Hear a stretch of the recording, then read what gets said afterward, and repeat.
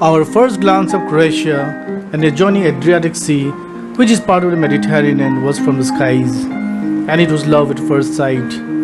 As we flew over the snowy Swiss Alps in a Lufthansa flight that took us from Budapest via Bonn in Germany, and we descended towards the coastal city of Split, the stunningly blue waters, the tiny yachts on the lagoons held us in awe. It was obvious that we could not hold our excitement, and the first thing to do immediately after checking in at a cozy apartment in Split's old town was to run towards the sea.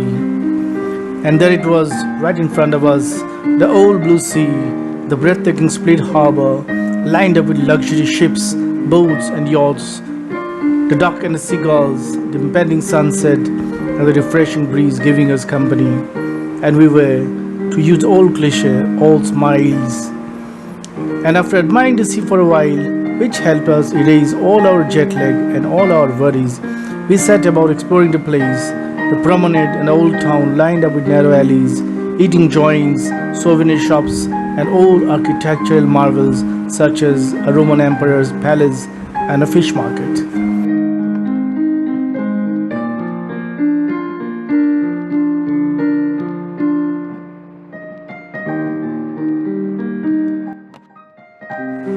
After packing our dinner at a Dalmatian joint where we customized our food, we headed back to our full-furnished duplex apartment that had a kitchenette with all you need in the home, a living room and a bedroom upstairs connected with a wooden staircase which our son immensely loved.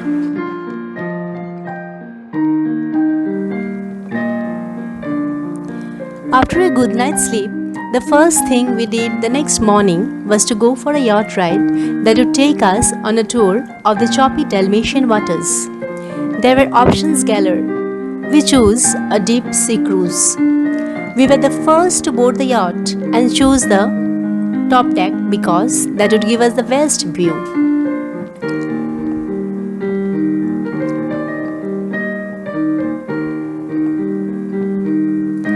And began our memorable ride. The sea was choppy. Some parts of the 4-hour journey were scary because of the jumping waves, and we held on to the railings to keep balance. Photography was out of question in those moments. But soon we forgot everything as the view was spectacular. Blue sea, blue sky, green and brown hills, and the Split skyline, which looked straight out of a picture postcard.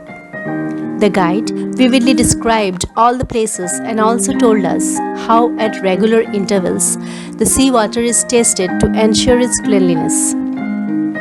On the way back, we saw some daredevil climbers negotiating the flat rocks on the shore with bare hands. Others were kayaking amid the dancing waves. Those were moments etched in our memory forever.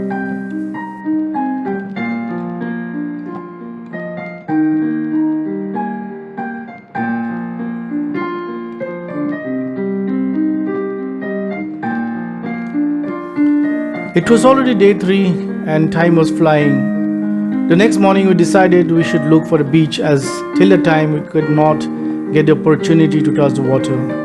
After local inquiries and long walk of a few kilometers, we found one beach. And what a beach it was. Spotlessly clean, white sand, just a couple of tourists, a cool breeze, bright sun, green and white mountains in a backdrop. The Adriatic Sea was just looking pristine, Italy on the other side, giant ship liners cruising at a far distance. We felt like settling there forever. We even thought of a business idea, selling coffee and snacks to tourists. But life is not so easy since it was quite far from the old town. There were very few people there, only mad ones like us on the lookout for an exclusive place.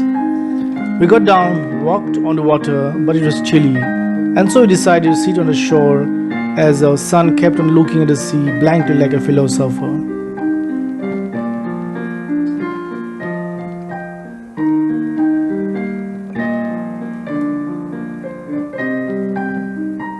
In 3 days we felt we belonged to that city, but every good thing comes to an end, and it was time for us to bid adieu to Split and get packing for our next destination, Dubrovnik.